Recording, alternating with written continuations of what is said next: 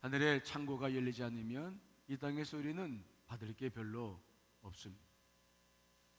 왜냐하면 재정의 모든 문제를 창조하신 분이 하나님이시고 그 모든 원리를 또 모든 것을 운영하시는 분도 하나님이시기 때문에 그렇습니다. 그래서 우리는 이 재정의 문제 하나에서는 하나님과 깊은 교제가 필요하고 그분 안에서 모든 문제를 풀어나가야 됩니다. 어제는 우리가 재정의 5가지의 용도에 대한 말씀을 나누면서 특별히 10의 1조에 대한 것들 잘 알고 계시겠습니다만은 10의 1조를 드릴 때에도 의무감으로 드리지 말고 정말 매번 주신 것이 다 주님의 은혜인 줄 믿고 우리가 감사해야 될 줄 믿습니다. 감사합니다. 참 감사합니다. 그래서 주님께 이 뭔가를 드릴 때에 여러분들 안에 기쁜 마음으로 즐거운 마음으로 하나님 것을 돌려드린다는 중심으로 드리는 것이 참 중요하죠. 하지만 그 열의 하나만 중요한 것이 아니라 열의 9개 이것도 굉장히 중요합니다. 이 열의 9에 쓰인 용도는 우리가 지난번에 고린도후서의 말씀을 살펴봤습니다만은 먹는 양식을 위해서 우리가 쓰고 있죠. 먹는 양식도 우리가 잘 절제해야 될 필요가 있죠. 또 풍성하기 위해서 투자를 할 때에도 아주 지혜가 필요하죠. 또 네 번째로는 의의 열매를 맺는 것, 우리가 내일 이 말씀을 좀 살펴보겠습니다만은 그것도 굉장히 중요하고, 5번째로는 넉넉하게 주 앞에 드릴 수 있는 헌금을 드리기 위해서도 재정들이 잘 우리가 쓰여져야 됩니다. 자, 그런데 고린도후서에 나와 있는 이 5가지 재정적인 용도 중에서 없는 게 하나 있는데 그것은 바로 뭐냐면 빚에 대한 이자를 갚으라는 말씀은 없습니다. 무슨 말씀이 없다고요? 하나님께서 우리에게 재정을 주셨을 때 너 그거 가지고 빚의 이자를 갚아라. 용도는 그 용도는 없다는 거예요. 이해되시죠? 이해는 되지만 우리 현실을 생각해 볼 때 좀 답답한 마음도 있죠. 그래서 하나님은 구약 시대부터 이스라엘 백성들에게 돈을 빌려줘도 무엇을 받지 말라고 그럽니까? 이자 받지 마라. 돈놀이 하지 말아라. 이자를 가지고 부를 추구하지 말아라. 명확하게 말씀을 하고 있어요. 하지만 우리가 살고 있는 현실은 빚 없이는 살 수 없는 시대가 계속 되어가고 있습니다. 최근에 이혼하는 부부들을 이혼하는 이유를 들어보니까 성격 문제도 있지만은 제일 큰 문제가 뭡니까? 재정 문제. 돈이 사람들을 갈라놓아요. 사랑도 갈라놓고 돈이 운명도 갈라놓고 모든 걸 다 돈이 갈라놓습니다. 만몬이 딱 자기 중심에 딱 서서 모든 걸 판단하게 만들고 모든 것을 그 기준으로 질서를 세우는 시대를 우리가 살아가고 있어요. 특별히 우리가 이 자본주의, 즉 우리가 돈을 가지고 살고 있는 이 시대이기 때문에 특별히 나라는 뭐 경제적인 규모는 커지고 잘 사는 사람들은 더 많아진다고 하는지 모르겠습니다만은 중요한 것은 부채 문화가 계속해서 마치 사회 전반에 걸쳐서 문제가 되고 있는 거죠.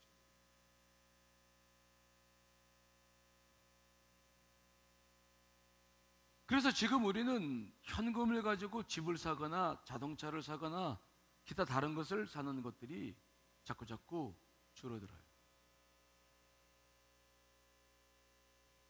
은행 융자를 끼지 않으면, 신용카드를 이용해서 대금을 결제하지 않으면 살 수 없는. 또 심각한 것은 매달 신용카드를 쓰고 있지만은 신용카드를 쓰고 있는 대금의 100%를 다 갚지 못하고 일부나 또는 나머지 이자를 부으면서 갚아가고 있는 현실이죠. 따라서 우리는 자기도 알지 못한 사이에 한 달에도 얼마나 많은 돈들을 이자로 내고 있는지 모릅니다. 그 그것들이 또 너무 크면 이제 돌려막기를 또 계속하면서 우리는 그 부채의 문화 속에서 살아가고, 하나님께서 원하시는 문화는 아닙니다. 최근에 작년인가 어떤 우리 권사님께서 차가 갑자기 퍼졌다는 말이 무슨 말씀이 아시죠? 중고차를 사는데, 중고차, 자기 가정에 필요한 차를 사는데 3,100만 원짜리 중고차를 샀는데 돈이 없어서 2천만 원을 이제 할부로 했는데, 보통 신차 할부 이율은 3 내지 4% 정도라고 그러죠. 하지만 중고차는 훨씬 높아서 10% 이상. 그 권사님네는 신용 등급이 그래도 좋아서 6%대인데 적용은 11.5%를 받았다. 그러면은 3년을 기간으로 했을 때에 2천만 원을 3년 내에 그 할부 적용해서 갚아 나가면 얼마를 더 내게 되는지 아십니까? 알고 계시죠? 2천만 원을 3년 정도 11.5% 할부 적용시키면은 660만 원을 더 냅니다. 2천만 원에. 다른 거에 비하면 그래도 이게 저렴한 편인데, 그런데 만일 우리가 차를 살 때 계획적으로 산다면, 만일 그런 일이 없고 2, 3년 후에 차를 사니까 내가 지금 적금을 좀 들자 그래가지고 차를 이제 사겠다 계획을 잡으면은, 보통 은행에서 우리가 이율이 3%, 4%대 적용을 시켜보면 1,750만 원 정도가 들어가니까 2천만 원이 돼요. 무슨 말 이해되시죠? 그러니까 한 170만 원 정도가 오히려 유익을, 거기서 득을 보면서 차를 살 수 있죠. 그렇게 되면, 그렇게 계산해버리면은 그 170만 원에다가 660만 원 더하면 얼마입니까? 830만 원 정도를 3년 내에 가정에서 더 나가는 거예요. 이 830만 원을 3년 계산해 보면은 월 얼마씩 나가냐면은 자기도 모르는 사이에 월 23만 원이란 큰 돈이 이자로 그냥 빠져나가는 겁니다. 이것이 차를 살 때만이 아니라 많은 것들을 살 때 카드를 사용하면서 살고 있기 때문에, 그죠? 우리는 그저 그냥 이게 문화가 되어져서 이렇게 살고는 있는데, 늘 나도 모르게 빛을 지고 사는 문화 속에 살고 있다는 거죠. 이게 우리가 지금 이 현대문화, 만몬이 이끌고 가고 있는 이 현대문화 속에서 고민해야 될 문제예요. 고민해야 될 문제. 이유도 없이 돈이 나가요. 이유도 없이. 또 홈쇼핑이며 뭐 인터넷이며 많은 것들을 우리가 문화적으로 접하면서 별 필요 없는 것들도 많이 구입을 하면서 우리는 그 속에서부터 많은 것들을 인생에서 공고한 삶을 스스로 만들어가고 있다. 그래서 이 학개의 말씀이 참 가슴에 와닿죠. 자, 학개 1장 5절로 6절, 학개 1장 5절로 6절 읽어보겠습니다. 시작. 그러므로 이제 만군의 여호와가 이같이 말하노니 너희는 너희의 행위를 살필지니라. 너희가 많이 뿌릴지라도 수확이 적으며 먹을지라도 배부르지 못하며 마실지라도 흡족하지 못하며 입어도 따뜻하지 못하며 일꾼이 싹을 받아도 그것을 구멍 뚫어진 전대에 넣음이 되느니라. 우리가 이 빛에 대한 문제를 심각하게 고민하지 못하면, 아무리 많이 뿌리를 뿌려서 수확을 거둔다 할지라도 이게 구멍난 전대에 집어넣는 거예요. 먹을지라도 배부르지 않습니다. 마실지라도 흡족하지 않습니다. 입어도 따뜻하지 않습니다. 일꾼이 싹을 받아서 아무리 집어넣어도 거기는 구멍이 뚫려 있어서 도대체가 어디로 가는지 몰라요. 여러분 그런 느낌 경험해 보셨어요? 도대체 벌긴 버는데 돈이 다 어디로 가나? 그렇죠? 그런 느낌이 있습니까? 벌긴 버는 것 같은데 다 어디로 가는 거야? 자기도 모르는 사이에 다 사라져 버리고. 그래서 우리는 이 돈을 벌 줄 아는 것도 중요하지만은 번 돈을 제대로 지키지 못하는 것도 큰 문제예요. 제가 돈 없이 살아보니까, 공부를 해보니까 참 이런 고민들을 많이 했어요. 부자는 가난한 자들을 죽어나가고 빚진 자는 체주의 종이 된다. 돈의 종이 돼요. 하나님의 종인데 만몬의 종이 돼요. 그래서 철저하게 지켜오는 것 가운데 하나는 뭐냐면, 저는 이런 말씀 드리죠. 빚은 안 집니다. 없는 사람들이 빚까지 졌다가는 살 수가 없어요. 어떠한 경우라도 빚은 안 집니다. 빚은 한번 져봤네요. 강화에서 에덴 교회를 건축할 때 건축원금을 해야 되기 때문에 어쩔 수 없어서 빚은 한번 져봤습니다만은, 공부하면서도 목숨같이 지킨 것은 빚은 짓지 않는다. 저는 신용카드도 없습니다. 집사람 연계해서 쓰는 거 하나 있어요. 그리고 또 하나 있는데 체크카드 있어요. 여유가 없는 사람들은 그렇게 살지 않으면 살 수가 없어요. 철저하게 이 빚으로부터 나를 보호하지 않으면 우리는 하나님의 일을 할 수가 없죠. 그렇다고 남에게 누추하게 보일 필요는 없지 않습니다. 하지만 우리는 이 빚으로부터, 이 만몬으로부터 분명하게 내 가정과 내 자녀와 가정을 지켜나가요. 자녀들에게도 빚을 물려줄 수는 없지 않겠습니까? 이게 심각한 문제예요. 대학 들어가도 그냥 그 융자금 받아가지고 몇 천만 원씩 안고 졸업을 하니, 취직을 해가지고 몇 년 동안 회사를 다녀도 결혼할 수 있는 자금이 모아지질 않아요. 모든 게 빚으로 다 구성되고 있는 이 시대를 살아가는데, 우리 크리스찬들이 어떻게 이런 문화 속에서 살 수 있겠습니까? 제가 미국에서 20년 전에 살을 때에 미국 사람들이 그랬어요. 한 주 벌어서 집세 내고, 한 주 벌어서 뭐 보험료, 뭐 병원 이런 거 내고, 한 주 벌어서 신주품 사고, 한 주 벌어서 여행 간다. 돈이 없어요, 정말. 교회에 헌금을 하고 싶어서 뭘 하려고 해도 드릴 헌금이 없어. 전부 사회가 모든 것을 가져갑니다. 은퇴를 하는 사람들도 미국의 통계를 보면은 은퇴를 65세에 은퇴를 보통 하는데, 은퇴한 사람들의 대부분이 현금을 가지고 있는 것이 250불이 넘지 않는다.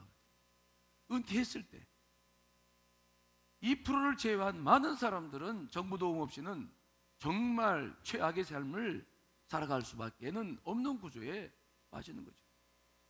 우리나라도 지금 계속 부채 문화가 어떻게든지 상품들이 개발되어져서 우리는 그 문화 속에서 잠깐 즐기며 소유를 만족할 수는 있는데, 거기에 우리는 계속 빠져들면서 이 그리스도인들이 하나님의 일을 하지 못하고 이제는 돈에 시달려서, 빚에 시달려서, 만몬에 시달려서 결국은 끊임없이 일을 해도 쌓이지는 않고, 끊임없이 땀을 흘려 살아도 아무것도 소유하지 못하고 사는 일들이 계속 되고 있다는 것이 우리가 지금 살면서 답답한 마음을 가진 이유일 수밖에 없는 것입니다. 그렇죠? 그래서 성경에 보면은 하나님께서 무엇을 만들어 주셨냐면은 신년제도. 이 신년이라는 게 뭡니까? 안식년 7년 지나고 난 다음에 이 7년에 7 곱하기 49년, 그다음에 50년째인데, 이때는 하나님께서는 빚 없이 사는 것을 원하기 때문에 모든 땅들을 다 지파들에게 고르게 분배해 주었던 것들이 이제 경제활동 하다 보니까 서로 주고 팔고 사고 팔고 해서 빚도 지고 여러 가지 일들이 생겼는데, 50년마다 이 신년제도를 세워가지고 모든 것들을 다시 원점으로 돌리는, 그게 이스라엘 백성들이 살아가는 방법이었잖아요. 자, 레위기 25장 10절 말씀 읽어보겠습니다. 시작.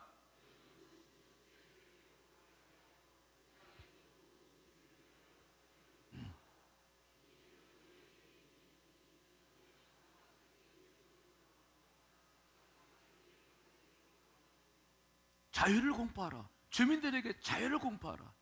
빛으로부터 자유를 공포하라. 여러분, 우리가 영적인 많은 것들 속에서도 자유를 누리지 못하고 살지만은 이 더 처절한 것은 빚에 대한 문제. 자유를 공부하라. 여러분, 여러분 가정에도, 우리 교회에도 신년이 속히 와야 될 줄 믿습니다. 정말 자유를 누리면서 살아가는 이 신년, 이것이 없이는 영적 자유를 못 누려요. 정말 이 문제는 우리가 해결하지 않으면 안 되는 것입니다. 어떻게 우리가 해야 할까? 몇 가지 알고 있는 말씀 좀 드리고, 제가 몇 년 전에 말씀드렸던 다섯 항아리 이야기를 다시 좀 여러분께 드리려고 해요. 첫째는 뭐냐면, 신용카드를 쓰면은 뭐가 문제가 생기냐면은, 은행 잔고도 없는데 자꾸 신용카드를 써버리면은, 어떤 교우하고 제가 설교를 준비하느라고 재정 관계되는 교우하고 통화를 좀 했는데, 그분은 그런 말씀하시더라고요.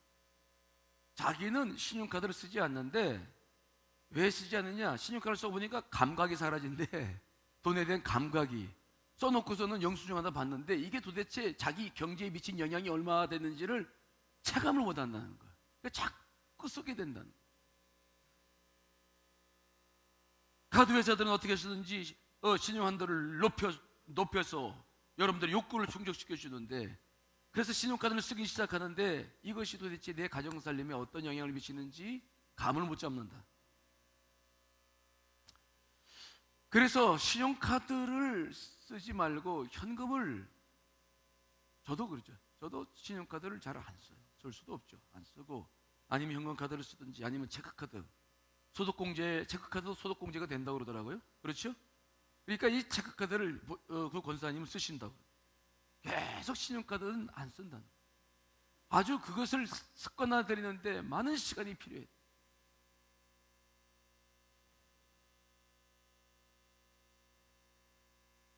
또 여러분들이 쉽게 구할 수 있고 가지고 있는 것이 뭡니까? 마이너스 통장. 그렇죠? 마이너스 통장 많이 쓰고 계시죠? 왜 대답들 안 해요?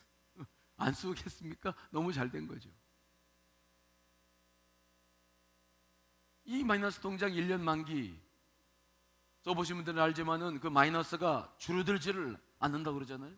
예를 들어서 1,000만 원짜리 마이너스 통장을 갖고 필요할 때마다 쓰면 금방 1,000만 원이 되는데, 이것이 뭐 큰 목돈이 아니면은 이것을 어떻게 단번에 해결할 방법이 없다는 거예요.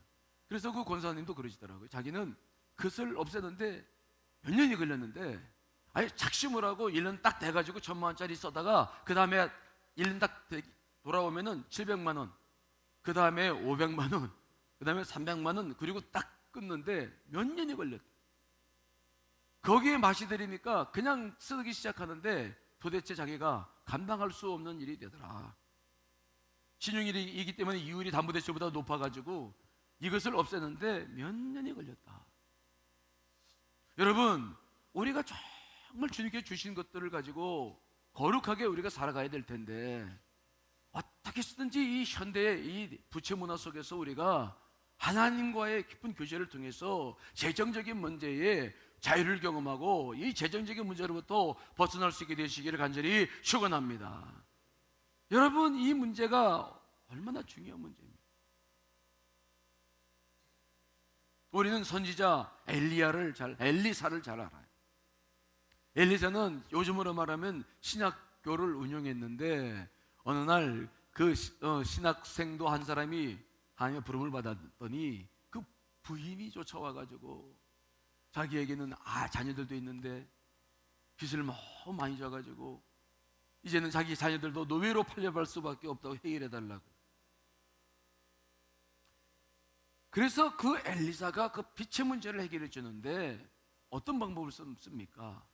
자, 여러분, 열왕기하 4장 2절로 4절 말씀 읽어보겠습니다. 시작. 어떻게 하랴? 내 집에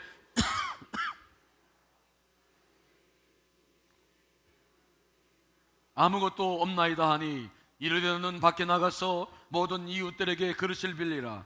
빈 그릇을 빌리되 조금 빌리지 말고 너는 내 아들 두 아들과 함께 들어가서 문을 닫고 그 모든 그릇에 기름을 부어서 차는 대로 옮겨 놓으라 하니라. 무엇을 가지고 해결하냐면 뭐라고 묻습니까? 내 집에 무엇이 있는지 말하라. 우리가 재정의 모든 문제를 해결할 때에 그 기초가 되는 것은 뭐냐면 내가 가지고 있는 것에서부터 출발해야 될 줄 믿습니다. 부채 문제를 해결하는데 다른 걸 또 부채를 또 낸다는 것처럼 어리석은 일은 없어요. 부채 문제는 내가 가진 것부터 출발해라. 그 생도의 집에는 기름 한 그릇이 있었어. 그러니까 엘리사가 말합니다. 가서 그릇을 많이 빌려와라. 그릇을 많이 빌려와라. 그래서 그릇을 많이 빌려왔습니다. 보시죠? 항아리. 생각나시죠? 몇 년 전에 설교를 하는 겁니까? 한 3년, 4년 전쯤 5 항아리. 제가 이걸 왜 들고 나왔냐면은 제가 적용을 해보니까 이게 아주 지혜로운 겁니다. 이건 제가 개발한 게 아니라 그레겔 목사님께서 많은 연구를 통해서 개발하는 거예요. 그리고 우리 교인들이 지금도 그때 이후로 지금도 이걸 활용하는 교인들이 적잖이 있습니다. 그분들하고 통화를 해보니까 그분들은 이 방법이 너무 좋아가지고 쉽고 너무 좋아가지고 지금 이 방법을 쓰고 있고 자기 자녀들에게도 이 방법을 지금 물려주고 있다는 거예요. 그래서 제가 자신감을 가지고 이 방법을 도대체 그 방법이 부채 문제 해결하는데 방법이 없어. 그래서 결국은 다시 이 문제를 요걸 제게 그때 이 쓰고 있는 5 항아리 들고 나온 겁니다. 이해되시죠?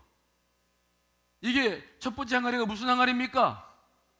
재정을 받으면 그때 그냥 또 놔요. 여기에 몇 프로로 써 있습니까? 10%. 여기에 뭐가 들어가 있습니까? 제가 쓰던 봉투가 들어가 있어요. 돈은 빼놨어요.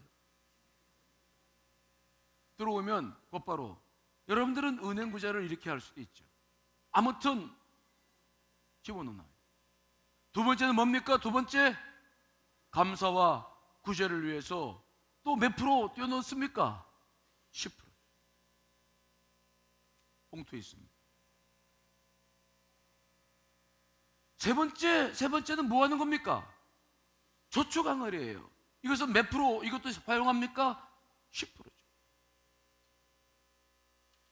제가 쓰던 봉투. 네 번째는 뭡니까? 뭐예요? 투자. 투자는 몇 프로? 20%. 저도 늘 내가 쓰던 봉투가 있습니다. 전 투자를 주로 장학금이나 어려운 친구들을 돕는 데 썼습니다. 나머지가 뭡니까? 그 외 용도라고 썼는데 이게 여러분들이 쓸 수 있는 한도량입니다. 몇 프로요? 수입의 몇 프로? 50% 넘지 않습니다. 절대로 넘지 않습니다. 이게 내가 쓸 수 있는 최대한의 용도예요. 식료품을 사고 옷을 사고 뭘 사고 하는 모든 것들은 이 안에서만 쓰지 절대로 이 밖을 넘지 않습니다. 이게 몇 프로요? 50%예요. 50%. 이것이 처음에는 어렵습니다. 저는 은행을 잘 이용을 하지 않고 무슨 이렇게 그런 금융활동을 제가 잘 안 해서 저는 이 항아리를 쓰고 있죠. 여러분들은 금융활동을 잘 하시는 분들은 뭐 인터넷 뱅킹으로 해가지고 여러 가지를 분류해 놓을 수가 더 쉽겠죠. 제가 이걸 해보니까 언제든지 하나님의 것을 드릴 수가 있어요. 언제든지. 또 언제든지 제가 하나님 앞에 감사할 수 있고 구제도 할 수 있어요. 이 안에서만 하는 겁니다. 이해되시나요? 이게 안 되면 저축을 계속 쌓이게 해놓는 거예요. 제가 이것을 하다 보니까 저축은 제가 못하고 요거하고 요거는 저는 이제 다른 용도로 썼습니다. 다른 용도로 썼는데 언제든지 이 안에서 이 모든 것들을 다 하다 보니까 모든 재정들이 고르게 축적되면서 내 마음의 정리가 되면서 어떠한 것도 한도를 넘지 않아요. 어떠한 것도 빚을 지지 않아요. 내가 가진 것 속에서 모든 것을 해결하는 시스템을 내 안에 체득할 수가 있어요. 갑자기 도와야 될 친구들이 있을 때에도 열어보면 도울 게 있습니다. 또 주 앞에 예물을 드릴 때에도 11조 외에 다른 것들도 보면 드릴 게 있어요. 내가 필요한 것들이 뭐가 있을 때 저는 생활비를 교회에서 받아가지고 집사람 다 주고 집사람한테 용돈 받아 쓰는 사람입니다. 이게 용돈 가지고 하는 겁니다. 저는 아셨죠? 잘 모르시죠? 하지만 그 많지 않은 것을 가지고도 충분히 우리는 이걸 해보니까 그 그레겔 목사님이 아주 재정 전문가신데 실제적인 방안을 개발했던 것인데 제가 적용해 보니까 굉장히 좋더라고요. 우리 권사님 어떤 그분은 이게 좋아서 자기 자녀들에게도 5 항아리를 물려줬는데 그 권사님은 이제 여기 저축을 아이가 이제 예를 들어서 뭐 10,000원 용돈 받아가지고 이렇게 분산해 놓잖아요. 그래서 저축인가? 투자? 아니야. 요건가? 하여튼 요건가? 아무튼 여기가 예를 들어서 이것이 10,000원 채워졌다 그러면 자기가 또 10,000원 더 넣어준대. 자녀들에게. 그래가지고 그 아이들이 이렇게 살 수 있도록 하는데 아이들도 재정적인 개념들이 분명해지고 자기가 무엇을 사고 싶어도 언제든지 자기를 절제할 수 있고 언제든지 자기가 그 안에서 살고 있기 때문에 그 가정도 빚을 많이 지고 어려움을 많이 겪었던 가정인데 3, 4년 지내면서 많은 것들을 환원해서 이제는 재정적인 그런 모든 자유를 누릴 수 있는 단계에 와 있다. 그런 고백을 하더라고요. 그래서 저는 여러분들에게 정말 이 방법, 여러분들이 이것을 구체적으로 활용하는 방법들은 다를 수 있을지 모르겠지만은 우리가 이 부채 문화 속에서 이 사단이 만몬이 끌어가고 있는 이 부채 문화 속에서 우리 기독교인들이 정말 하나님의 자녀들답게 살 수 있는 길을 우리 찾아야 됩니다. 이 속에서 그저 무작정 끌려가듯이 살다 보면은 우리는 아무것도 이 땅에서 정말 자유를 누릴 수도 없고 할 것도 없고 할 수도 없어요. 오늘 여러분들이 기도하실 때에는 새해부터 아니 지금부터 내가 정말 어떻게 이 재정의 문제를 해결하고 자유를 누릴 것인가. 여러분 먼저 영적인 자유를 누리기 전에 여러분들이 이 돈으로부터 빚으로부터 자유를 누릴 수 있게 되시기를 간절히 축원합니다.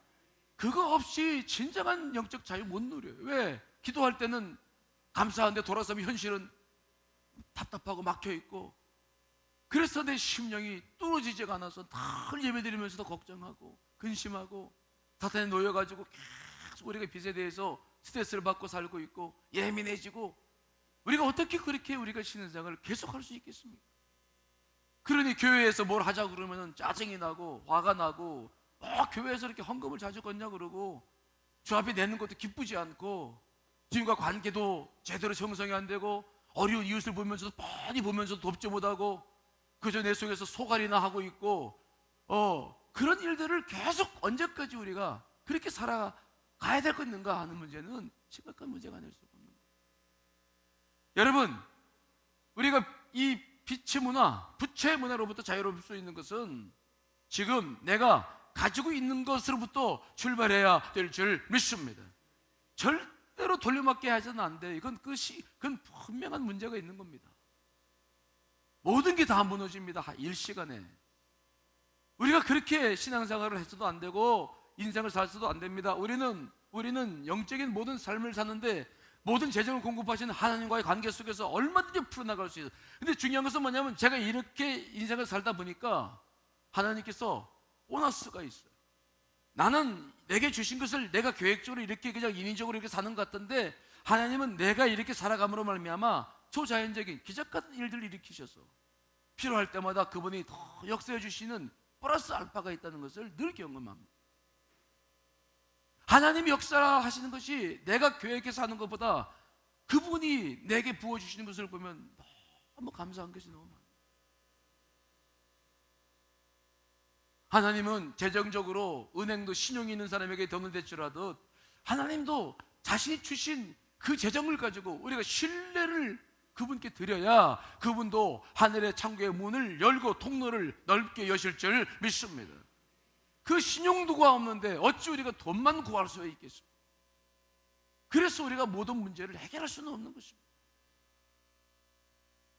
우리가 윤리적인 생활도 바르게 해야 되겠습니다만은 구체적으로 실질적으로 돈의 문제에 대해서 자유하지 못하면, 우리가 이 문제를 해결하지 못하면 우리는 언제든지 진정한 자유를 누릴 수는 없는 거예요.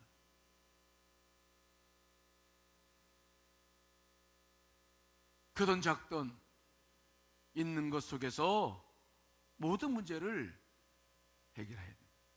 정말 그 안에 비록 다 못 사고 다 누리지 못해요. 써야 될 것들은 많고 자녀들은 커나가고 주변의 사람들도 많습니다. 하지만 우리가 다음 시간에 말씀을 듣겠습니다만은 얼마나 더 쓰면 좋겠어요. 여러분들에게 돈이 얼마가 필요한 것입니까? 그 한도액이 정해져 있습니까? 여러분들에게 얼마나 더 하나님의 재물을 주시면 여러분 만족하시겠습니까? 얼마나 더 주시면 여러분들은 그것으로 이만 충분하겠다라는 생각을 할 수 있을까요? 우리가 금요일 날 그 원닫기라는 그런 말씀을 이제 들을 텐데, 정말 얼마나 여러분들에게 주어져야 그 문제가 해결되겠습니까? 우리는 물질적 욕망을 가지고 인생을 살기 시작했을 때에 끝도 없다는 건 잘 알고 있잖아요. 그저 입는 옷도 이 정도면 됐다 싶으면 그게 어떻든지 그죠? 문 닫아 놓는 거죠. 먹는 것도 매번 잘 먹을 수 없잖아요. 그렇죠? 이 정도 먹으면 돼. 문 딱 닫는 거예요. 또 내가 축의금을 보내고 누구 친구들을 돕고 어려운 사람들은 너무 많아요. 그래도 그거 다 못해. 그래서 내가 할 수 있는 범위 내에서 이 정도 오케이, 난 요거밖에는 못해. 원 닫는 거예요. 정말 우리가 이러한 삶을 살지 못하면 여러분 자유 못 누려요. 근데 그렇게 살기 시작하면 기쁨이 있습니다. 그리고 경제적인 모든 것들이 우리의 행복을 좌우하는 것은 아니잖아요. 그 안에서 얼마나 자유를 누리고 또 작은 걸 먹어도 기쁘고 작은 걸 나눠도 기쁘고 하나님의 은혜가 내 안에 머물고 또 그분의 그렇게 살다 보면 그분의 초자연적인 생각지도 않았던 그분의 은혜와 축복이 나 안에 들어오면서 그분의 재정을 나에게 맡길 수 있는, 나에게 맡겨서 내가 큰 일을 할 수 있는 기회를 그분이 주시는 것들을 경험하기 시작하면서 우리들의 삶 속에 놀라운 자유와 은혜가 임하게 되는 줄 믿습니다. 자, 여러분, 부채 문제 얘기하니까 그저 힘드시죠? 저들 보세요. 새벽에 나와서 잠도 오는데 또 목사님 뭐 그런 얘기 해가지고 그런데 어떡합니까?